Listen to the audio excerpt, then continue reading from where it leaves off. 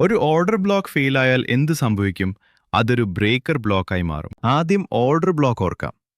വലിയ മൂവ്മെന്റിന് മുൻപുള്ള അവസാനത്തെ ക്യാൻഡിൽ. ഇൻസ്റ്റിറ്റ്യൂഷനുകൾ ബൈ അല്ലെങ്കിൽ സെൽ ചെയ്യുന്ന സോൺ. പക്ഷെ എപ്പോഴും ഓർഡർ ബ്ലോക്ക് വർക്ക് ചെയ്യണമെന്നില്ല. ചിലപ്പോൾ പ്രൈസ് ആ ഓർഡർ ബ്ലോക്ക് ബ്രേക്ക് ചെയ്ത് മറുവശത്തേക്ക് പോവും. അപ്പോൾ ആ ഓർഡർ ബ്ലോക്ക് ഫെയിലായി. ഇതാണ് രസകരമായ ഭാഗം. ഫെയിലായ ആ ഓർഡർ ബ്ലോക്ക് ഇപ്പോൾ ഒരു പുതിയ റോൾ എടുക്കും. അതാണ് ബ്രേക്കർ ബ്ലോക്ക്. ഉദാഹരണത്തിന്, ഒരു ബുള്ളിഷ് ഓർഡർ ബ്ലോക്ക് ഫെയിലായി, പ്രൈസ് താഴേക്ക് പോയി എന്ന് കരുതുക. ഇപ്പോൾ ആ പഴയ സപ്പോർട്ട് സോൺ പ്രൈസ് തിരിച്ചു വന്നാൽ ഒരു റെസിസ്റ്റൻസ് ആയി പ്രവർത്തിക്കൂ. അവിടെ നിന്ന് പ്രൈസ് വീണ്ടും താഴേക്ക് വരാൻ സാധ്യത. എന്തുകൊണ്ടിത് സംഭവിക്കുന്നു? ആ ലെവലിൽ ട്രാപ്പായ ട്രേഡേഴ്സ് ഉണ്ട്. പ്രൈസ് തിരിച്ചു വരുമ്പോൾ അവർ പൊസിഷൻ ക്ലോസ് ചെയ്യും. ഇത് പ്രൈസിനെ വീണ്ടും എതിർദിശയിലേക്ക് തള്ളും. ചുരുക്കത്തിൽ, ഫെയിലായ ഓർഡർ ബ്ലോക്ക് അതിന്റെ നേരെ വിപരീത റോൾ എടുക്കുന്നു.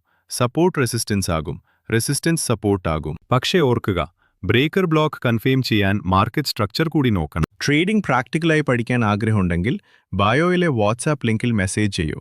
ഞങ്ങളുടെ ടീം നിങ്ങളെ സഹായിക്കും. ഇതുപോലെ കൂടുതൽ പഠിക്കാൻ ചാനൽ സബ്സ്ക്രൈബ് ചെയ്യൂ.